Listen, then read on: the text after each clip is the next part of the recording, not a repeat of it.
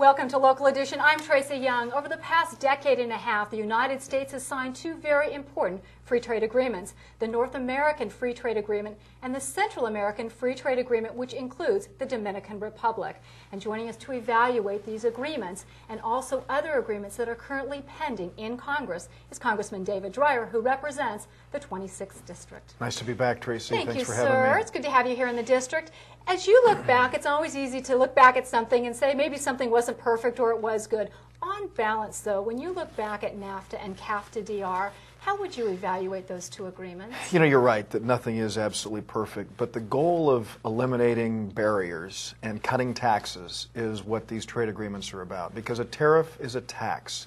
And that tax is one that's imposed on people in both countries. And these agreements, calling for free trade, basically eliminate those taxes that are imposed on people.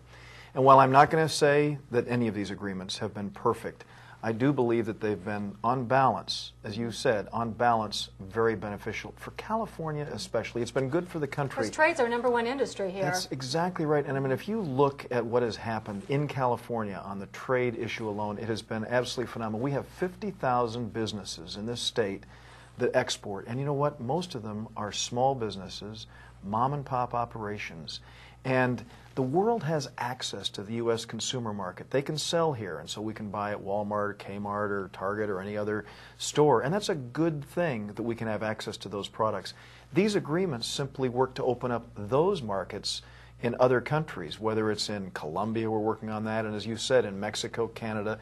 And it's been really troubling for me, Tracy, to see in this presidential debate talk of abrogating these agreements. Yeah, I'd like to ask you about that because Senator McCain, the Republican candidate, we think he'll be nominated Right. for that. He's the only one still standing, basically. He's got my support. Right. Well, he says he believes in these agreements, whereas both Senator Clinton and also Senator Obama have expressed some concern about these. Going to steps, some are saying renegotiating. Some They've expressed more than concern. I mean, that's trying really, to be polite, yeah. sir. Well, that's putting it mildly. And I mean, maybe really actually putting any new agreements completely on hold. Senator Clinton has asked for quote unquote a timeout. What concerns you about those? Tracy, that philosophy? if we don't shape the global economy, we as Americans will be shaped by it. The fact is that's the way the rest of the world is moving. As I said, 95% of the world's consumers are outside of our borders. And so what we need to do is recognize that as we deal with so many problems, trade is the solution. Illegal immigration is something that you and I regularly talk about in our interviews. And you know what? Strengthening the economies of Latin America will lead people to stay home rather than fleeing illegally into the United States. Most people don't leave their country if they can find employment. If they can find employment, and that's really what we're trying to do here. And so, and the notion of putting on hold these agreements that have been negotiated and signed, a year and a half ago, we signed an agreement after nearly three years of negotiation with the people of Colombia, and that's a country that's been turning around dramatically. It's one of our few real left that has not had a new president that's gone very leftist. Exactly, our strongest ally on the South American continent. I mean, it's amazing what President Uribe has been able to do there, Tracy, as you know very well. And he stood up to the narco-terrorists, and he stood up to Hugo Chavez, who's tried to export his revolution.